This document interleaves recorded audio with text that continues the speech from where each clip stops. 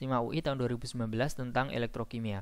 Larutan NaCl 0,5 molar dielektrolisis menggunakan arus 1,5 ampere selama 9650 detik dengan menggunakan elektroda grafit.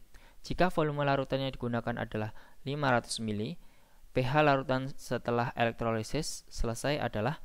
Nah, untuk menjawab soal ini, kita harus tahu dulu reaksi yang terjadi pada anoda dan katoda itu apa ya. Untuk menentukan reaksi yang terjadi pada anoda dan katoda, kita tinjau dari larutan NaCl dan elektrodanya ya. Di sini larutan NaCl kita bisa ionkan, yaitu menjadi Na plus Cl minus. Kation Na plus ini akan terjadi pada katoda ya reaksinya. Sedangkan anion Cl minus ini akan bereaksi pada anoda. Anoda sendiri tidak hanya anionnya yang berpengaruh, tetapi elektrodanya juga berpengaruh ya. Di sini elektrodanya adalah grafit atau C ya, di mana elektrodanya di sini adalah inert. Artinya inert berarti elektrodanya tidak bereaksi. Kalau elektrodanya tidak bereaksi, berarti yang bereaksi adalah anionnya, yaitu Cl- ini. Nah, misalkan elektrodanya adalah non-inert. Elektroda non-inert itu selain PTAUC. PTAUC itu elektroda yang inert ya. Misalkan elektrodanya adalah non-inert, maka yang bereaksi adalah elektrodanya, bukan anionnya ya. Berarti anoda di sini yang bereaksi adalah Cl- ya. Untuk Cl- dalam aturannya itu kalau kita lihat merupakan ion halida ya. Yang mana yang teroksidasi adalah gas halogen, sehingga akan terjadi reaksi seperti ini. Nah, kalau kita susun berarti 2Cl- menjadi Cl2 plus 2 elektron.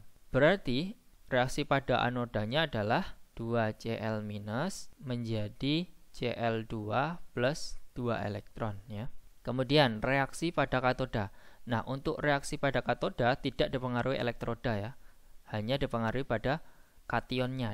Kita tahu bahwasanya kationnya adalah Na+ ya. Nah, dalam aturannya reaksi-reaksi sel elektrolisis, Na+ ini termasuk pada golongan logam alkali ya, di mana merupakan kation yang sukar terreduksi, sehingga H2O yang akan tereduksi menjadi H2. Reaksinya adalah seperti ini ya.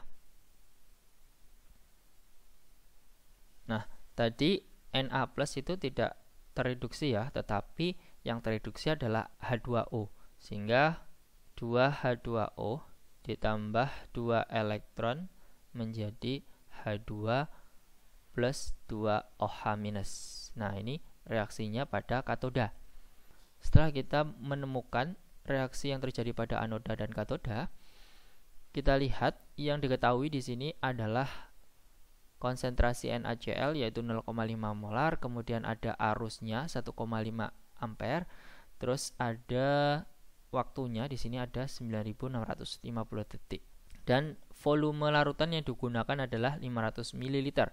Maka pH larutan setelah elektrolisis selesai adalah, nah, pH di sini berkaitan dengan konsentrasi OH- ataupun H+ ya.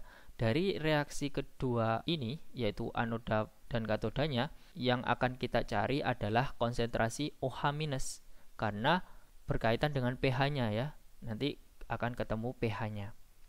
Untuk mencari konsentrasi OH-, kita perlu menghitung mol elektronnya dulu. Mol elektron dapat dicari dari hukum Faraday 1, yaitu W sama dengan 8/96500 ya. W per E sama dengan IT per 96500. Nah, W per E artinya adalah mol elektron, sama dengan IT per 96500 ya. Arusnya sudah diketahui 1,5 ampere. Terus waktunya adalah 9650 dibagi dengan 96500 ya. maka didapatkan mol elektronnya adalah 0,15 mol ya. Antara mol elektron di anoda maupun di katoda itu sama ya, nilainya adalah 0,15 mol. Maka di katoda ini molnya adalah 0,15 mol. Terus kita cari mol dari OH-. Di sini kita bisa pakai perbandingan koefisien ya, yang mana koefisien OH- itu sama dengan koefisien elektron, maka molnya itu sama, yaitu 0,15 mol. Kemudian kita mencari konsentrasi OH-. Kita tahu bahwasanya konsep mol itu adalah M kali V, di mana molnya adalah 0,15. Kemudian konsentrasi kita cari, yaitu konsentrasi OH-, kemudian volumenya ini ya 500 ml, kita jadikan liter, jadinya 0,5 liter ya, 0,5. Maka konsentrasi OH- itu adalah 0,3. Setelah itu kita cari pOH-nya, itu adalah min log konsentrasi OH-, itu sama dengan min log 0,3 ya, adalah 1 min log 3 ya. Kemudian kita mencari pH-nya, pH plus pOH itu sama dengan 14. pOH-nya kan 1 min log 3 ya, plus pH itu sama dengan 14. Maka pH yang didapatkan adalah 13 plus log 3 ya. Jawaban yang paling tepat itu adalah yang B ya. Apabila ada yang perlu didiskusikan, silakan tinggalkan di kolom komentar. Dan apabila kalian menyukai video ini, mohon di like dan jangan lupa di subscribe. Terima kasih, sampai jumpa.